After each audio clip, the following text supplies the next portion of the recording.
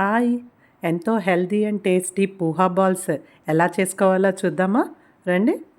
1 glass poha తీసుకుందాము. 2 times వాటర్తో clean చేసుకున్న తర్వాత ఎంత క్వాంటిటీ పోహా తీసుకున్నామో అంతే క్వాంటిటీ పెరుగు వేసుకోండి.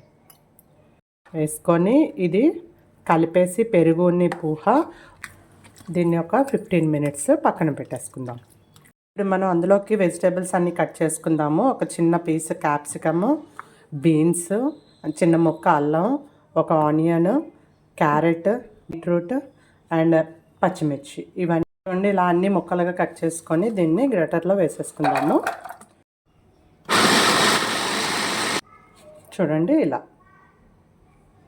ఒక బౌల్ తీసుకొని మనం గ్రేట్ చేసుకున్న వెజిటేబుల్స్ అన్నీ ఈ బౌల్లో వేసేసుకుందాం. అండ్ ఇందులోనే మనం ఆల్రెడీ నానబెట్టుకున్నాం కదా పెరుగులో పోహా, అది కూడా ఇందులో వేసేద్దాము. సరిపడా సాల్ట్ వేసుకోండి. చాట్ మసాలా, 2 స్పూన్స్ ఉప్మా రవ్వ, బియ్యం పిండి 2 స్పూన్స్ వేసుకొని మొత్తం అంతా కలిపేసుకుందాం. అండ్ ఇందులోనే ఒక హాఫ్ చెక్క నిమ్మకాయ కలిసేటట్టు కలిపేసుకుందాము. బాల్స్గా చేసుకుందాం కొన్ని, లేదు అంటే ఇలా ఈ షేప్ అయినా ఇచ్చుకోండి. ఇలాగా చూడండి, ఇలా అన్నీ చేసేసుకొని అప్పే పెనం పెట్టుకోండి. ఆయిల్ కానీ గీ కానీ లేదు అంటే బటర్ కానీ మీకు ఏది ఇష్టమైతే అది వేసుకోండి. కొంచెం ఇది వెయిట్ లాస్ అవుదాము అనుకున్న వాళ్ళకి చాలా మంచి రెసిపీ అండి.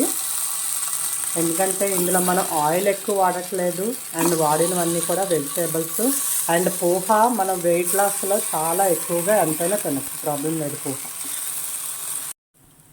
దీనిపైన కొంచెం ఆయిల్ గ్రేస్ చేద్దాము. ఇలాగను 2 వైపులా చక్కగా వేగినంత వరకు టర్న్ చేసుకొని దీన్ని మనం వేయించుకుందాం. చూడండి, ఇలా వేగిన తర్వాత మనం దీన్ని సర్వింగ్ ప్లేట్లోకి తీసేసుకుందాము. ఇది లోపల ఎలా ఉందో కూడా నేను మీకు చూపిస్తాను. బయట చూసారా ఎంత క్రంచీగా ఉందో అండ్ లోపల అంతే సాఫ్ట్గా ఉంటుంది. చూడండి, ఇదిగోండి ఎంతో టేస్టీ పోహా బాల్స్ రెడీ అయిపోయి. ఇది సాస్తో కానీ లేదు అంటే మనకి నచ్చిన చట్నీతో కానీ తీసుకోవచ్చు.